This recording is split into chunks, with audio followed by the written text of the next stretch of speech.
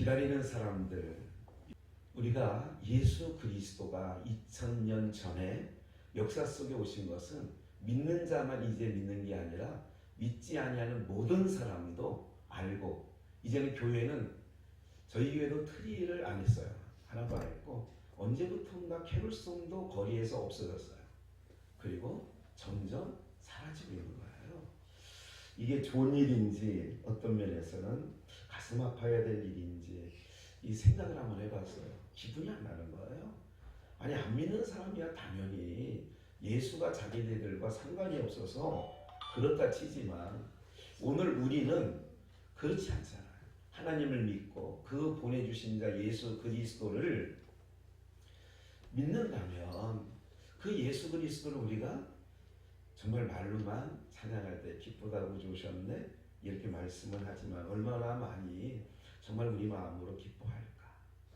또 우리가 몸짓으로, 목소리로, 또 우리가 박수치면서 예수 그리스도를 환영하고 그런 듯 하는데, 얼마나 많이 받으시는 주님께서 정말 내가 구원하러 말씀이 육신이 되어 세상 가운데 갔을 때에 정말 우리가 지금 기뻐하고 있는가.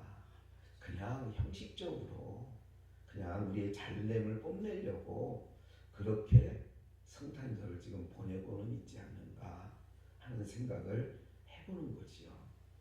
세상에서도 이제는 교회 안에서도 크리스마스 분위기가 나죠. 언제부턴가 꽤 오래됐습니다. 한 20년 됐나요? 15년 됐나요? 명절 기분이 안 나는 거예요. 옛날에 그 우리가 국민학교 다닐 때 그래도 설날을 기다리고 그래도 추석을 기다리고, 그때는 그래도 운동화라도 하나 가방이라도 하나 얻어 선물로 받는 날이었기 때문에 기다렸는데 이제 그런 기분도 안 나는 거예요. 왜 그럴까 하는 생각을 해보는데, 너무 풍족해서 그러지 않을까 하는 생각이 있습니다. 크리스마스가 되면 주일학교 아이들이 기다립니다. 그리고 산타복을 입고 있는 선생님들이 자리에서 그래도 초코파이 하나라도 우선 이렇게 꺼내서 줬는데, 지금은 그걸 준다고 해도 애들이 전혀 감동하지 않습니다. 왜 집에 그득그득하니까요. 냉장고가 8명, 10명 대인 가족일 때도 작은 냉장고, 우리가 사무실에서는 작은 냉장고 정도에도 있는 집이 있고 없는 집이 있었어요. 지금은요, 몇 사람 안 사는데도 김치 냉장고 따로 두지요. 그리고 붙박이 냉장고 이사 갈 때 아파트에서 준 거 있죠. 또 있어요. 그런데 그 안에 다 채워져 있어요.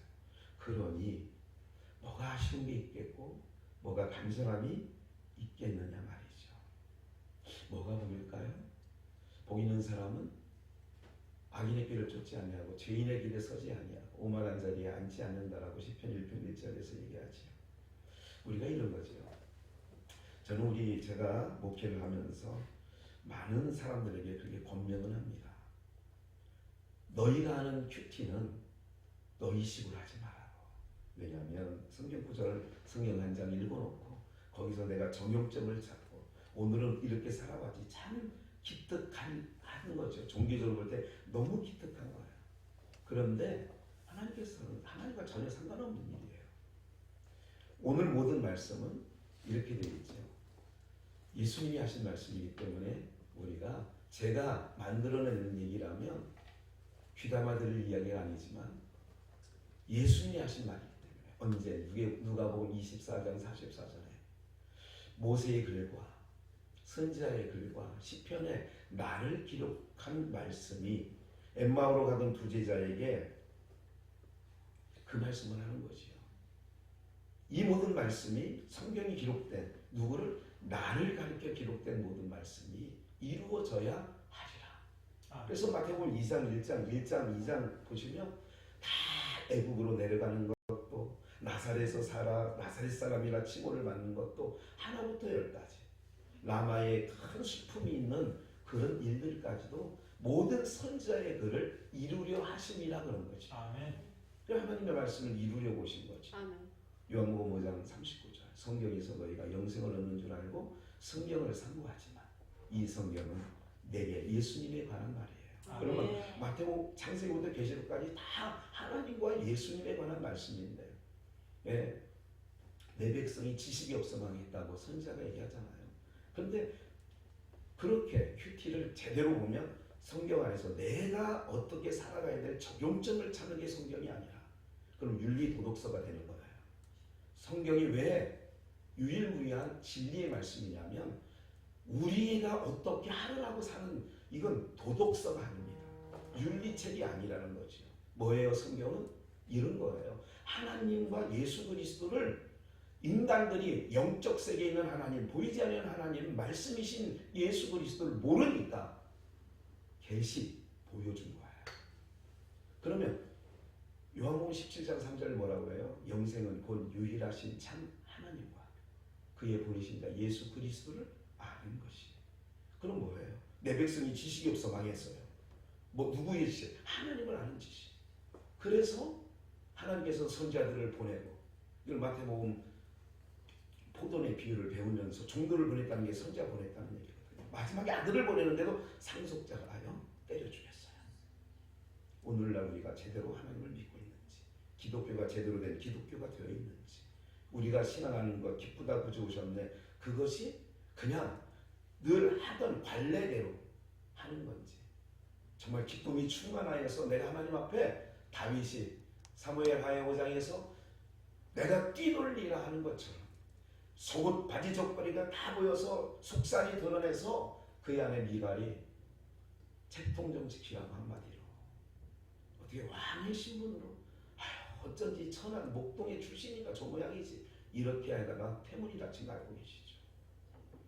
저는 그런 부분들을 오늘 함께 과연 오신 예수 그리스도 2000년 역사 속에 아까 모두에 말씀드린 것처럼 기쁨도 사라졌어요. 감격도 사라졌어요.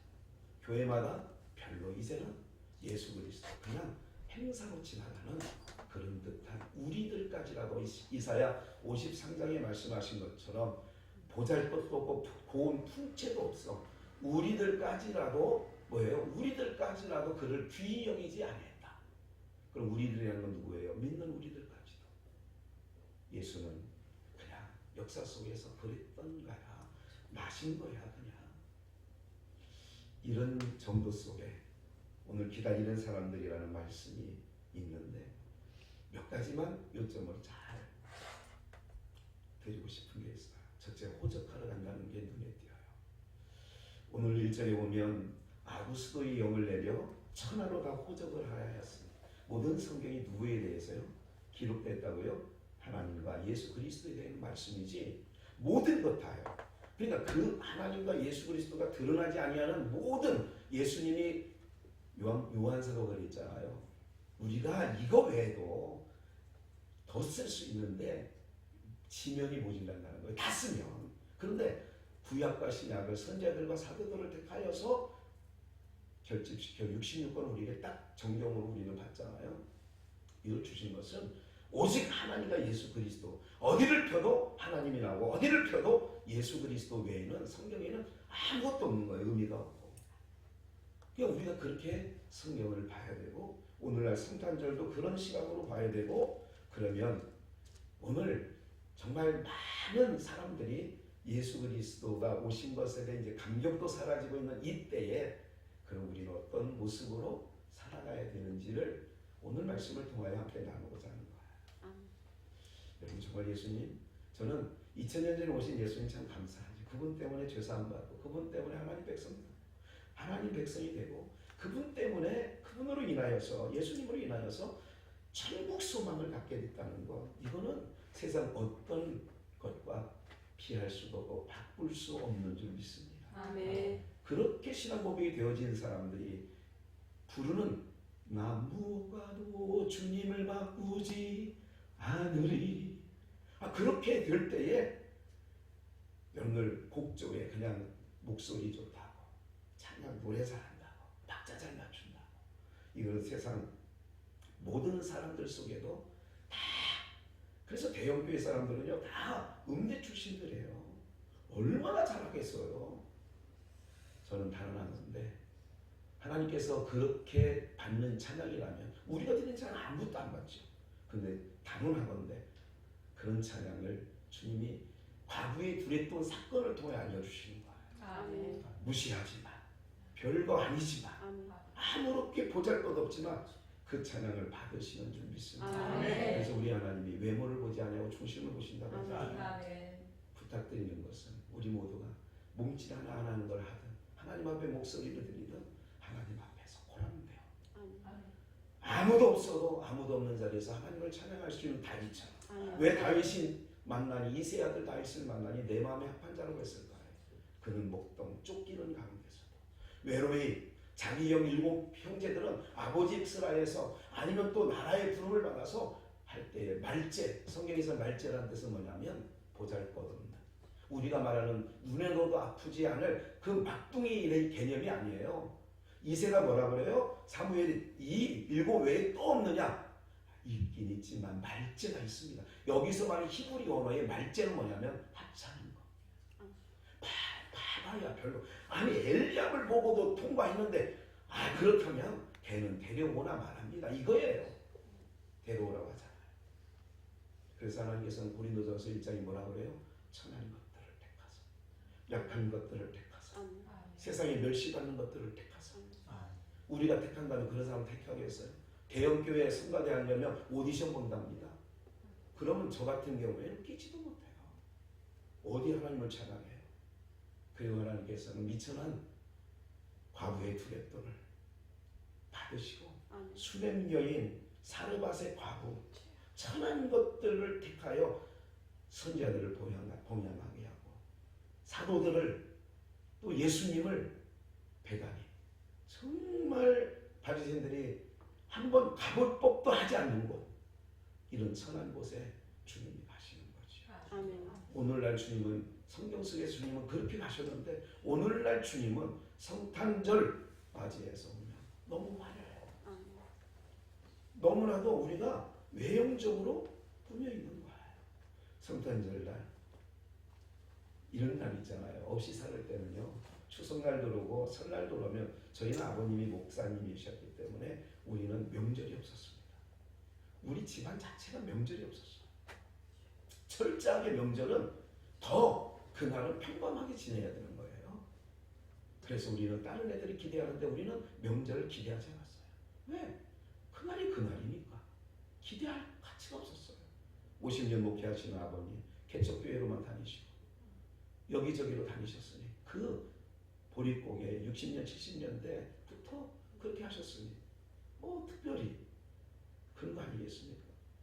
저희는 목회자 가정이기 때문에 25일만 되면 아이들이 많이 모였어요.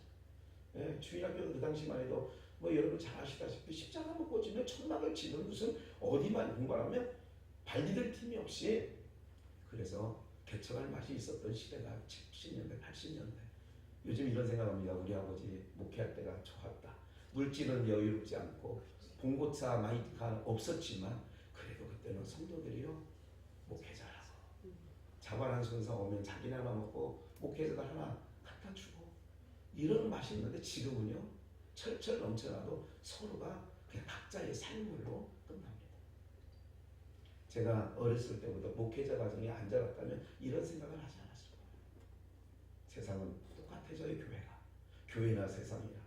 있는 자 어서 오시오.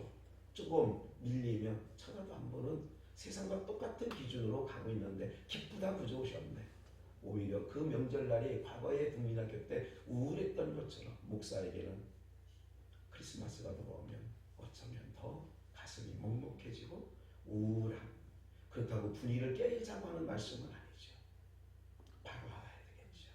노아의 때, 주님은 마태복음 24장의 마지막 때가 언제 어떤 징조가 있겠습니까? 제자들이 와서 종용에 물을 때에 예수님은 사람 주의해라. 난리에 소문, 지진과 기근과 모든 것, 민족이 민족을, 이거는 예나 지금이나 뭐 지금 화산 폭발했다고 주님 오시는, 옛날에도 있었잖아요. 지진 난다고 무슨 눈 하나 깜짝합니까? 이제는 내가 흔들리지 않으면 깜짝도 안 해요. 인간이 이렇게 돼 있죠. 감각이 없어져 버렸죠. 사람 주의해라. 그러면서 하시는 말씀이, 노아의 때 사람들이 먹고 마시고 시집가고 장가가고 오늘 우리들 똑같은 삶을 지금 살고 있지 않아요. 노아의 방주는 하나의 모형이었죠. 예수 그리스도. 그 안에 들어가야 되는데 오늘 제목이 기다리는 사람들이에요. 뭘 기다리고 계세요? 저는 2000년 전에 오신 예수님, 아까 말씀드린 것처럼 그분 주님만 생각하면 눈물 날 때가 있고 주의 보혈 찬양을 부를 때는 먹먹해지며 너무 감사해서 눈물이 지금도 주님 앞에 찬양을 올릴 때는 그렇게 가슴이 적셔진단 말이죠. 호적하러 가는데 호적이 뭐예요? 다 예수님이 되는 말씀이라고 그랬는데 창세기 35장에 보면 이런 내용이 나와요. 그냥 야곱이 라반의 집에서 이제 떠나가는데 떠나갈 때에 14년 정도 라헬을 위해서 레아를 위해서 그냥 그 7일을 어떻게 7년을 어떻게 갔냐면 너무나도 빨리 지나갔어요. 그 세월들이 여러분 아내 하나를 얻기 위해 사랑해서 하는 7년을 얼마나 빨리 지느냐면 수일같이 보냈다고 했어요. 수일같이. 왜? 사랑하는 사람을 맞이하는 기간이니까. 그래서 14년 동안 두 아내를 얻었죠. 또 첩들을 얻었죠. 어쨌든 이러면서 나중에 아버지 라반에 가서 이런 얘기를 합니다. 세월이 지나가는데 아버지에게 장인보고 하는 거예요. 외삼촌이라고 하죠. 거기서는 성경에서는 외삼촌, 내가 처음에 왔을 때는 외삼촌의 가산이 별로 많지 않았어요. 근데 지금은 너무 많아졌죠. 근데 나는 뭐예요? 나는 아무것도 없어요. 처자 외에는. 그럴 때에 그 라반에게 이런 제안을 하죠. 앞으로 전 있는 거나 아름진 것이나 얼룩한 것은 내 몫으로 주십시오. 근데 그 당시에는요 그런 것들이 희귀한 거예요. 전박이가요 1000마리 나오면 한두 개 나오는 거예요. 아웅진 것이 그런 거예요. 그러니까 외삼촌이 그래 그런 거예요. 근데 그럴 때마다 전박이다 그러면 전박이만 하나님이 실한 것은 전박이, 약한 것은 그냥 흰소 검은소 그렇게 주시는 거예요. 그럴 때 버드나무, 신풍나무, 살구나무를 그 양들이 와서 실한 것이 와서 양을 먹을 때 위에 시냇물에서 그걸 씻는다 그랬어요. 나무를. 그게 다 뭐냐면요 버드나무나 신풍나무나 이런 것은 다 벌거벗은 예수 그리스도의 십자가와 이 모든 것들을 상징하는 나무들이에요. 예수님의 죽으심, 예수님의 부활하심, 예수님의 그 모든 것들이 살구나무, 신풍나무 다 버드나무에 있는 거예요. 그걸 하고 나니까 뭐가요? 전박이 나오는 거예요. 아롱진게 나오는 거예요. 이거를 신약에서는 어떻게 설명해요? 모든 말씀이 누구에 관한 말씀이라고요? 예수 그리스도. 그럼 그 말씀이 예수 그리스도 나오는 거예요. 그래서 성령의 인치심을 받는 자가 신약에서는 절박이 얼룩얼룩 이게 신약에서는 성령의 인치심으로 나오는 거예요. 그럼 이걸 데리고 어디로 가느냐? 마지막으로 야곱이 라반에게 나 고향으로 갑니다. 그러면 어디로 간다고요? 고향으로 가는 거예요. 여기서 말하는 고향은요 창세기에서 열조들에게 말하는 고향은 우리로 말하면 본향을 얘기하는 거예요. 이걸 히브리서 11장에 정확하게 말하는데 믿음으로 아브라함은 나온 바 봐요. 믿음으로 아브라함은 이 땅에서 나그네와 외국인으로 살았다는 거. 이거 알만하신 분들이 앉아 계시는 거죠. 제가 안 찾아도 그렇죠. 네. 나그네와 외국인을 지낸 거예요. 그런데 나온 바 본향이 어디예요? 갈대우로. 나온 바 본향을 한 번쯤이라도 사모했다면 한 번쯤이라도 그리워할 수 있잖아요. 육이니까. 나이 들면 더 생각나는 게 고향 아니겠어요? 외국에 있다가도 들어오더라고요. 너무 향수병에 젖어서. 돌아갈 기회가 있었으려니와. 그냥 늙은 종 보내는 거예요. 이삭의 아내를 자기 며느리감을 데려오는데 자기가 가야지 왜 늙은 종을 보내요? 왜? 히브리서 11장에 보니까 답이 나오는 거야. 가면 마음 뺏길까 봐. 그래도 본토 고향이라는 게 나이 들면 다 알고 지내는 거 익숙하고 편안한 것 아니겠어요? 그런데 나온 바 본향으로 거기가 아니라 하나님께서 이끌고 가면서 그 아브라함을 믿음은 선물이라고 했어요. 그러니까 믿음은 아브라함이 취득한 게 아닙니다. 여러분 꼭 이것을 기억하셔야 돼요. 믿음은 에베소서 2장 8절 하나님의 뭐예요? 선물. 그럼 아브라함의 믿음도 하나님이 주신 선물이지 자기가 나무뿌리 몇 개 뽑았다고 해가지고 주여 주셔 그래서 얻은 게 아니에요. 인생에 30년 40년이 지나 보니까 독자라도 모리아의 산에 한 산에 지시하는 곳에 갈 때 이제야 내가 나를 경외하는 줄 알았다. 역사적인 과정 속에 보니까 단산한 사라의 몸에서도 죽은 몸과 같았던 사라의 몸에서도 약속대로 하나님 언약대로 아이를 주니까 그래서 하나님을 믿는 거예요. 그리고 믿음을 누가 주신 거예요? 하나님이 주는 거예요. 여러분 인생살이 가운데 믿음을 나 믿어줘 해야 한다고 믿는 거예요. 믿음이 가게끔 1년이고 10년이고 살다 보니까 아내는 남편을 믿는 거고 자녀는 부모를 믿는 거고 친구는 믿는 거지. 사기만 열 치던 사람에게 나 믿어봐 그러면 야 너 인마 홍어로 미주를 쓴다고 네 말 안 믿어? 이건 뭐예요? 그 사람이 삶이 믿게 못했다는 거 아니겠어요? 그럼 믿음은 누가 주는 거예요? 하나님이 우리에게 주는 거죠. 어떻게 주는 거예요? 아들 준다고 했더니 죽은 몸과 같은 사람에게 아들 주는 거야. 그러니까 그 아들 바쳐라. 하늘의 물결처럼 된다는 약속을 했어요. 아브라함에게. 믿는 거예요. 이 아들 죽이든지 그럼 또 주시든지 살리든지 그 믿음 갖고 모래에서 칼을 그냥 거침없이 하는 거예요. 하나님이 다급한 거예요. 아브라함 그 아이에게 아무 손을 대지 마라. 그런 거 아니에요? 아브라함이 히브리 11장에 증거한 내용이 그런 거예요. 나그네 외국인처럼 살았다. 나온과 본향 육신의 본향이에요. 돌아갈 기회가 있지만 더 나은 본향 어디 있는 거예요? 하늘에 있는 거예요. 거기를 바라봤어요. 외롭지만 아내 뺏기고 애굽에서 그랄 땅에서 아내 뺏길 때 이럴 때마다 또 우물 파는 거 있으면 막 그런 갈등이 있을 때마다 나온과 본향이 아니라 더 나은 본향을 뭐예요? 바라봤죠. 그런 내용 가운데 잘 들어보세요. 35장에 아까 야곱이 전박이 얼룩진 거, 다rum진 거를 어떻게 해요? 고향으로 데려간다는 거예요. 여기서 말하는 고향은 여기서 말하는 양 때 성령의 인치심을 받은 자를 야곱이 자기 고향 데려가듯 오늘 우리에게 성령을 선물로 주신 이유가 뭐냐면 우리로 하여금 성령을 우리에게 인치셨다고 그랬잖아요. 그래서 우리 성령이 인치신 이유가 성령을 선물로 주신 이유가 우리로 본향을 바라보게 하시려고 성령 주신 거예요. 그럼 오늘날 우리가 받았다는 성령 뭐 바람소리나 휴식 내고 뭐 이런 것도 성령의 은사 중에 있어요. 근데 더 중요한 건 성령을 주신 하나님 아버지의 뜻은 뭐냐면 그 성령의 인치심을 받으면 지향점이 하늘이에요. 전방이 성령의 인치심을 받으면 얼룩얼룩 이렇게 되면 우리의 삶이 본향을 찾아가게 된다는 말이죠. 그래서 오늘 본문의 2장 1절 호적한다는 얘기가 바로 지금 호적 얘기 때문에 거기까지 갔는데 그 호적 얘기가 예수님이 날 때에 왜 하필이면 아구스도가 영을 내려 호적하러 가느냐는 말씀을 하는 거예요. 그 호적하러 간다는 내용이 바로 영적으로 말하면 우리가 하나님 나라 생명록에 기록되어지는 의미를 갖고 있는데 그러면 그래서 3절에 보면 모든 사람이 호적하러 각각 고향으로 돌아갔다. 그래서 마리아도 요셉과 함께 고향인 어디로 가요? 베들레헴으로 간 거예요.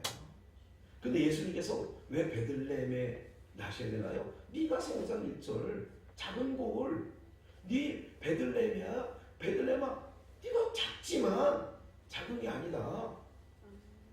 결코 작은 게 아닌 이유는 베들레헴이라는 뜻은 무슨 집이에요? 목사님이시죠? 네. 공부를 잘하셨나 봐. 학교 다닐 때 떡집 맞습니다. 베드라고 하는 집이라는 뜻과 레헴이라고 하는 떡이라는 말이 합쳐져서 베드, 집, 레헴, 떡. 그래서 떡집이 되는 거야. 보세요. 떡집이면 이런 왜 예수님 베들레헴에 오신 이유가 그거 잠깐 말씀을 좀 드리면 베들레헴은 예수님이 요한복음 6장의 오병이어 사건 이후에 나는 하늘로서 내려온 뭐라고 그래요? 생명의 떡이라고 그래요. 살떡이라고 그래요. 그러면서 성찬 예식을 마지막 최후의 만찬을 하면서도 떡을 드시고 이것은 내 뭐라고 해요? 그러니까 이걸 뭐 해야 된다고 그래요? 먹어야 된다. 그렇잖아요? 그러니까 예수님은 우리를 위하여 생명의 떡, 모세는 광야에서 만나를 준 게 아니라 모세가 준 게 아니다. 이게 요한복음 6장에 다 나와요. 설명이. 아멘. 예수님이 하신 거예요. 아멘. 인자도 들려야 되지만 모세가 준 게 아니다. 그게 보세요. 먹는 음식을 보면 그 사람의 정체성이 드러나는 거예요. 잘 들어보세요. 영의 사람은 하늘에서 내려오는 양식을 먹는 게 영의 사람이에요. 아멘. 육의 사람은요, 땅에서 나는 걸 먹는 게 육의 사람이에요. 아멘. 그래서 전도서에 짐승의 혼은 아래로 내려가고 사람의 혼은 위로 올라간다는 얘기를 아멘. 하는 거예요. 아멘. 그러면 먹는 거 하늘에서 내리는 거. 그래서 이스라엘로 40년 광야길을 걷게 하신 뜻을 10년이 8장 2절에 뭐라고 얘기를 하냐면 사람이 떡으로만 사는 것이 아니라 하나님의 입에서 나오는 모든 아멘. 말씀으로 사는 아멘. 것을 알게 하려고 광야길을 걷겠다는 거죠. 아멘. 애굽에 살 때 너희가 땅에서 나온 걸 먹었잖아. 근데 이제부터는 너희가 하늘의 양식을 먹어야 돼. 이걸 아멘. 샘플로 알려준 거죠. 아멘. 그리고 요한복음 6장 사건을 그대로 어린아이 도시락 떡 5돈이와 물고기 2마리로 오병이어 사건을 하신 후에 주님이 하신 말씀이 있어요. 내가 하늘로서 내가 산 떡이야. 나를 먹어야 돼. 아멘. 그러니까 요한복음 6장 48절부터 그 이후에 무슨 얘기를 하냐면 이제 말씀을 전하는 거예요. 떡을 주는 게 아니라 말씀은 떡을 준다고 할 때는 임금 삼아 주는 거예요. 그래서 세상 대통령도 경제 잘해준다면 막 무상 막 해주잖아요. 나라 말아먹는 일이거든요. 지금 현재 우리나라는 굉장히 심각한 위기에 있습니다. 모든 방면에 위기에 있습니다. 이거를 어떻게 해요? 사람들을 몽롱하게 만드는 방법이 뭐냐면 다 공짜 시켜주는 거예요. 그리고 공짜 주는 게 아니에요. 집가 다 올려놓고 세금도 엄청 들이잖아요. 그러니까 그게 공짜가 아니니까 이쪽에 공짜로 주려니까 이걸 막 세금을 집값 집 한 채 있는 사람 보고 9억짜리 아파트예요. 집세가 1년에 400만 원, 500만 원 막 내는 거예요. 그리고 무상급식 30만 원 공짜로 해주는 거예요. 어느 정부가 잘 되든 못했다 그 말씀 드리는 게 아니에요. 세상은 그렇게 해준다면 그 사람이 나쁜 놈이든 좋은 놈이든 나한테 뭘 주면 다 좋아해. 너희가 나를 찾으면 먹고 배부른 까닭이지. 표적을 본 까닭이 아니지. 강보에 쌓여 누인 것이 이게 표적이라는 거예요. 그것까지 다 설명드리기 어렵고 그래서 예수님이 하늘에서 내려온 떡이기 때문에 떡은 어디서 만들어요? 떡은 어디서 만들어져요? 방앗간. 떡은 어디서 사요? 주유소에서 사요? 그렇지. 그러면 예수님이 나는 하늘에서 내려온 생명의 떡이라고 산떡이라고 하면 어디서 태어나야 돼요? 베들레헴이 아까 무슨 집이라고? 몸은 잘 들어가는데 우리가 잘 안 들어가시는 것 같아요. 떡집에서 나와야 돼. 그래서 베들레헴에서 오시는 거예요. 그리고 떡을 어디다 담아요? 이거 어떻게 잘 알아요? 떡은 그릇에 담잖아요. 사람이 먹는 떡은 개는 개밥 그릇이 있어요. 인생들이 시편 106편에 보면 시편 106편에 보면 이런 말씀이 있어요. 하나님의 영광의 형상을 풀먹는 소의 형상으로 바꿨다. 그래서 부유해 보시는 거예요. 인생들이 하나님의 형상을 벗겨지고 타락한 이후에 그래서 짐승화 소의 형상으로 바꿔버린 인생들에게 그래서 예수님이 사관에 있을 곳이 없어. 예수님이 그때만 있을 곳이 없는 게 아니라 제자들에게 이런 얘기했어요. 여우도 굴이 있고 공중이라는 새도 깃들 곳이 있는데 인자는 뭐 할 곳이 없어요? 그래서 그 표적이에요. 그래서 마국간에 오시는 거예요. 이 세상에는요 위에 하늘에서 오신 빛으로 오신 예수님은 있을 곳이 없어요. 왜? 다 어둠이니까. 이걸 상징하면서 마국간에 오시는 거예요. 아멘. 그리고 왜 마국간에 와요? 인생들이 소의 형상, 아래의 형상으로 바꿨으니까. 아멘. 금수의 형상. 그래서 띠 얘기하지 마십시오. 우리가 다 하나님의 형상이지 무슨 쥐띠, 말띠, 개띠가 어디 있어요? 다 금수의 형상을 도장 찍듯이 찍어놓는 거예요. 아멘. 믿는 사람도 다 없어요. 우리가 무슨 띠가 있냐고요. 띠가. 그게 여러분들 그렇게 하는 거 아니죠. 그게 너무 몸에 뺀 거예요. 목사들도 다 그 얘기 하는 거예요. 무슨 띠가 뺀 거예요. 팔자 세겠다. 야, 너 사귀는 애가 너 걔 여자애가 무슨 띠야? 말띠래요. 666년 100말띠. 아이고, 야, 팔자 세. 이러고 있는 거예요. 그게 금수의 형상. 다 이방 신앙들 가보세요. 다 돌을 만들고 이상한 형상들 다 집어놨잖아요. 예수를 믿은 지 얼마나 됐는데도 우리는 아직까지 못 버리는 게 너무 많은 거죠. 무슨 말인지 되시나요? 소의 형상으로 있으니까 마음껏 오신 거예요. 떡을 오셨으니까 떡집에 오신 게 맞고 벼들래. 떡을 어디 담겨야 돼? 구유. 그릇에 담겨야 되는데 인생들이 짐승의 형상으로 바꿔놨으니까 그래서 말구유에 오시는 거예요. 세상에 있을 곳이 없죠. 당연히 머리둘 곳이 없는데 그 예수 그리스도가 오신 거예요. 그러면 여기서 또 한 가지 귀한 것이 있는데 기다리는 사람이 있었어요. 여러분들 목자는 어느 지파 사람일까요? 여기서 예수님 가브리엘 천사가 양틈에 사는 목자들을 깨우면서 하늘에는 영광이요 지극히 높은 신 곳에는 하늘의 영광이요 땅에는 기뻐하시는 자들이 평화로다. 그 얘기를 전한 목자들은 어느 지파 사람이에요? 12지파 사람이 아니에요. 이 사람은 역사적으로 말하면 아브라함의 후처 그두라가 6명을 낳습니다. 그래서 아브라함이 8명을 낳거든요. 뭐 옛날에 주일예배 찬송 중에 믿음의 조상 아브라함은 7명이어야 돼. 아니요, 8명이에요. 이삭, 이스마엘 그리고 그두라가 하나 6명. 그 8명이죠. 그 6명 중에 누가 있는지 아세요? 미디안이 있어요. 미디안은 훗날 모세의 장인 이드로가 미디안 사람입니다. 그리고 나중에 이스라엘 백성들과 섞여 오는데 이 미디안 족속 중에 나온 사람들 후예 중에 하나가 요나답이라고 하는 사람이 있어요. 요나답. 지금 이거 목자를 얘기하는 겁니다. 지금 기다림에 대해서 얘기하는 겁니다. 놀라운 사건이 있었어요. 여러분들 그 북이스라엘 왕조 중에 가장 악명 높았던 왕이 누군지 아시죠? 아합. 그 옆에 있었던 가시나 이세벨. 역대적으로 사악한 여자예요. 네? 뭐 조씨, 뭐 이씨 조선은 아닌 것 같은데 어쨌든 하여간 뭐 이세벨. 그때 예후라고 하는 사람이 나타나요. 하나님 앞에 열심히 특심한 사람입니다. 예후라는 사람. 이 예후라는 사람이 아합의 뒤를 이어서 왕이 되는데 그 전에 어떤 일이 있었냐면 요나답이라고 하는 사람과 얘기를 합니다. 나는 지금 이세벨에 잔존된 세력들, 그들의 제사장 노릇했던 바알의 제사장 노릇했던 자들을 한번 죽여야 되겠다. 너도 같이 할래? 합세할래? 그럴 때에 요나답이 좋다 해가지고 왕궁의 한 방에 다 바알을 내가 바알을 숭배할 건데 바알을 편에 선 사람 다 와. 그래 한 방에 몰아넣어서 그날 다 죽여버렸대요.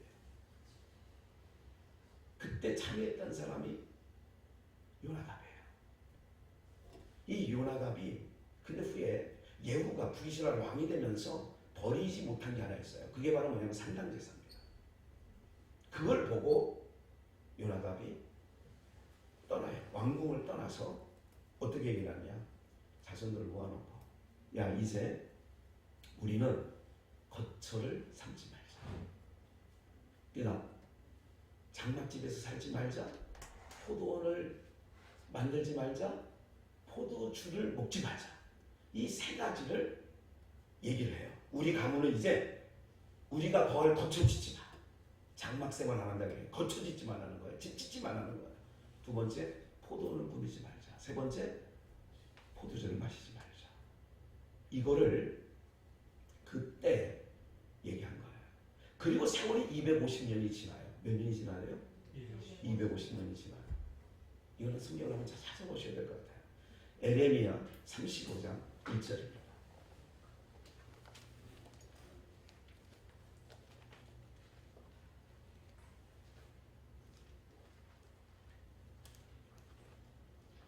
찾으셨나요? 에레미야 35장 다 찾으셔야 좀 시간이 걸리더라도 35장 1절 유다의 요시야 왕의 아들 요야김 때에 이거는 아까 말씀드렸던 요나답 예후 시대 이후에 250년 정도가 약 300년, 250에서 300년이 지난 때예요. 몇 년이 지났다고요? 250년이 좋게 지난 때예요. 그리고 세월이 많이 지난 거야? 많이 안 지난 거예요? 많이 지난 거죠. 많이 지난 거예요. 몇 대가 지나가는 거 아니겠어요? 이럴 때에 2절 너는 네갑 사람의 집에 가서 그들에게 말하고 그들을 여호와의 집 한방으로 데려다가 포도주를 마시게 하라 하시니라.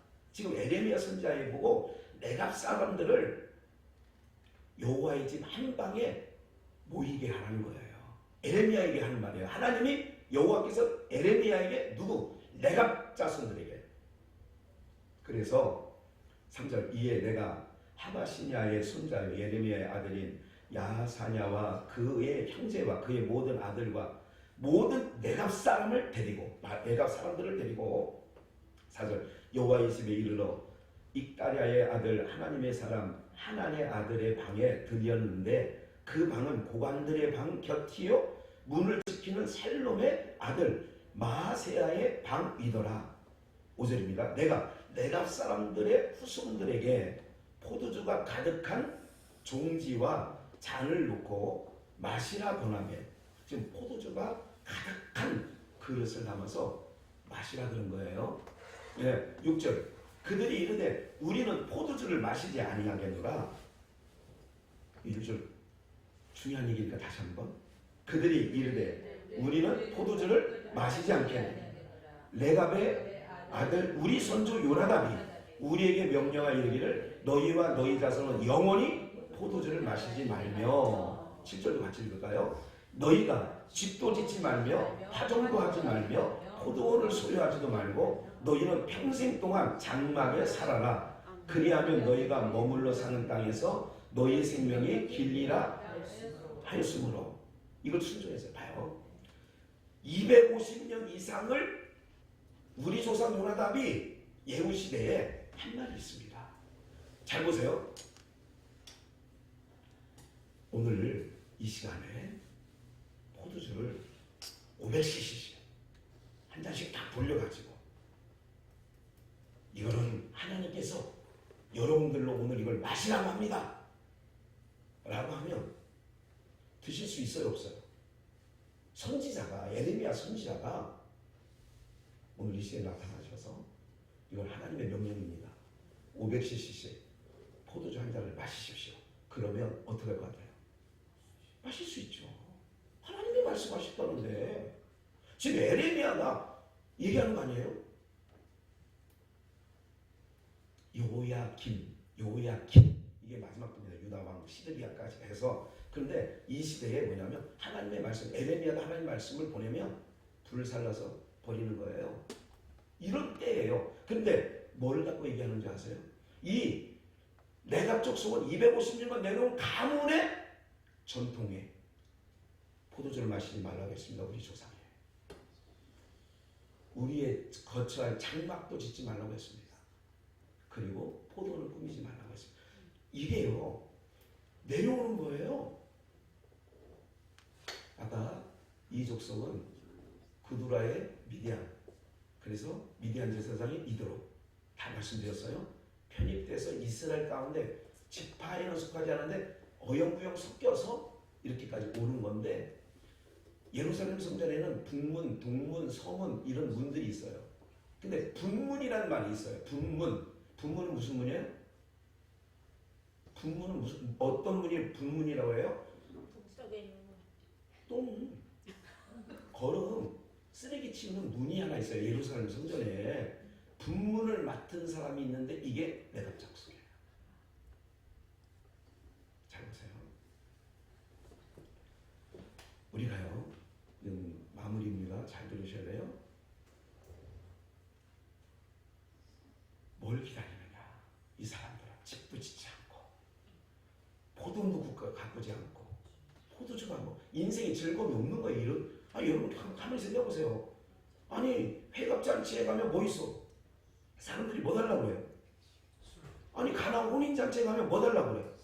포도주 달라고 했지 뭐. 술 달라고 안 했잖아. 포도주 달라고 했어. 그러니까 아니 이거 떨어지면 뭐해? 큰일 나는 거예요. 잔치집에.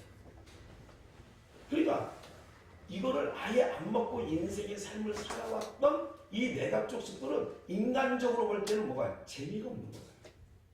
아니 요새는 뭐 집값이 뭐 엄청나다면서요. 우리 믿는 사람은요, 적어도 성탄 예수 그리스도를 기다리는 사람들은요, 거기서 자유해야 될 줄 믿습니다. 아멘. 아멘. 여기 목사는요, 이제 60이 됩니다. 그런데 이 땅에 집 없습니다. 월세 살고 있어요. 집 없는 사람은 그렇게 생각하지 않습니다. 왜냐하면 어차피 여기는 그냥 펄건 갈 곳이니까. 아멘. 아까 아브라함 얘기 잠깐 했잖아요. 더 나은 본향을 생각한다면 더 나은 본향을 생각하고 있다면서요. 천국이 좋지. 세상은 뭐예요? 100세에 부른다고 해도 뭐 한대요? 못 간다고 그런다는 거예요. 네. 그건 세상이에요. 왜? 그 사람들이 갈 곳을 여기보다 못한 지옥을 가니까 못 간다고 하는 건 당연하지.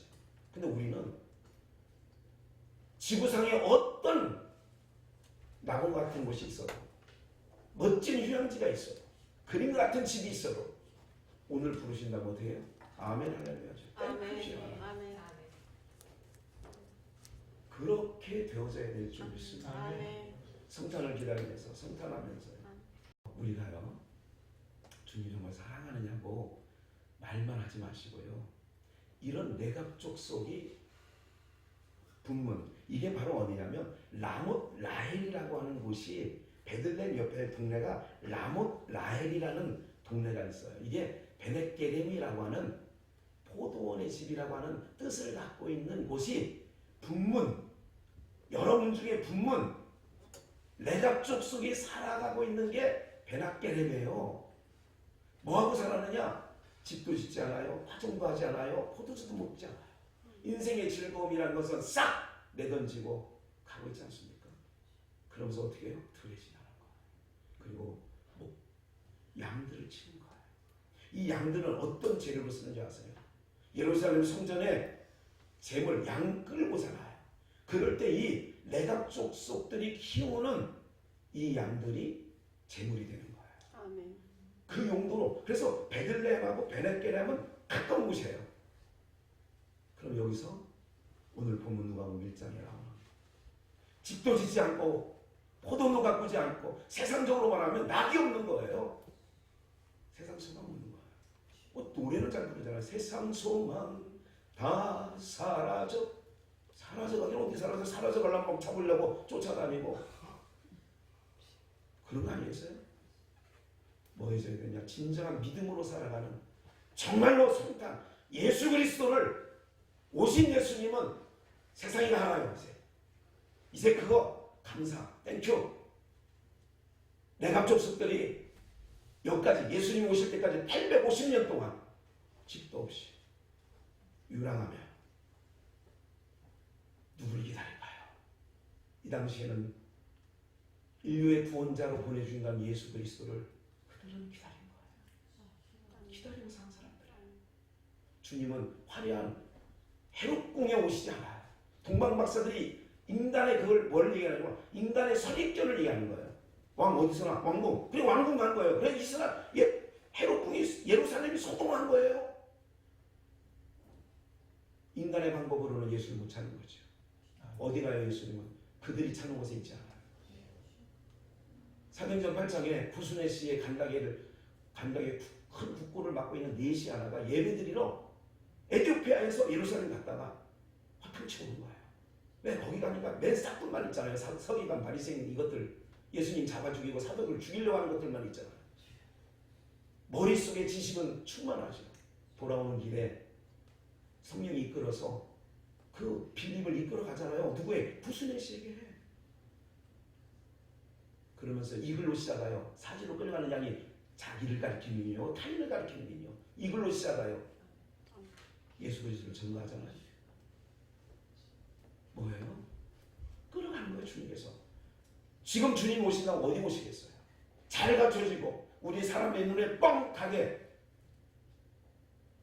주님 그런 곳에 오실 것 같아요. 그래서 예수님이 마태복음에 너희가 방에 무엇을 보러 나갔더냐? 화려한 옷을 입은 사람이었더냐? 그 왕궁에 있잖아. 왕궁에. 갈대냐? 흔들리는 갈대냐? 그러면서 하신 말씀이 선제를 보러 나갔더니 옳도다. 세례요한을 얘기하는 거예요. 약대 털옷을 입고 메뚜기와 석청이로 배를 채고 가는. 오늘날 우리가 그리스도인이라면 누구를 기다릴까요? 레갑의 후손들이요. 그렇게 살았는데 그래서 그 아기의 기쁜 소식을 가브리엘 천사들이 그들에게 먼저 전하는 거예요. 네? 누구에게 전한다고요? 그렇게 자기의 정조와 지주를 지키고 있는 자들에게 하는 거죠. 오늘 우리는 저는 그렇습니다. 이 땅에서 큰 소망 없습니다.